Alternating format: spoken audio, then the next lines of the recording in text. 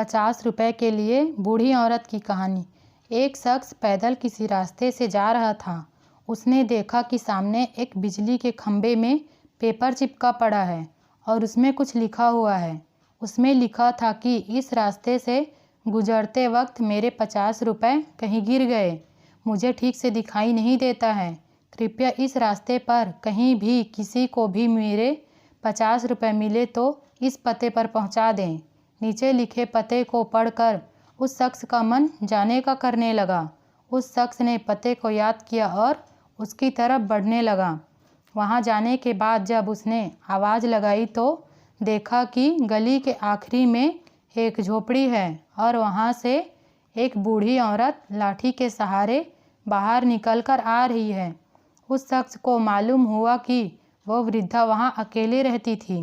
बूढ़ी औरत के सामने आने पर उस शख्स ने उससे कहा कि माँ जी, आपके 50 रुपए जो गिरे थे वो मुझे मिले हैं। ये रहे आपके 50 रुपए। उस शख्स की बात सुनकर बूढ़ी औरत रोने लगी और कहा कि बेटा, कल से अब तक करीब 20-25 लोग मुझे 50 रुपए देकर जा चुके हैं। बेटा, मुझे ठीक से दिखाई नहीं देता, मुझे पढ़ना लिखना भी नहीं आता। ना जाने किसने मेरी हालत देखकर मेरी मदद के लिए ऐसा किया है। उस शख्स के बहुत कहने पर उस बूढ़ी औरत ने 50 रुपए तो ले लिए, लेकिन उस शख्स से विनती करते हुए कहा कि बेटा, जाते वक्त वो संदेश ज़रूर फाड़कर फेंक देना। ना जाने किसने मुझ पर तरस खाकर ऐसा किया है। उस शख्स ने सिर हिलाते हुए बूढ़ी औरत की बात पर हामी भर ली। थोड़ी दूर जाने के बाद वो शख्स सोचने लगा कि आखिर मुझसे पहले आए उन 20-25 लोगों को भी तो उस बूढ़ी औरत ने वो संदेश फाड़ने को कहा होगा, लेकिन किसी ने उसे अब तक फाड़ा नहीं, तो फिर मैं कैसे उसे फाड़ दूं।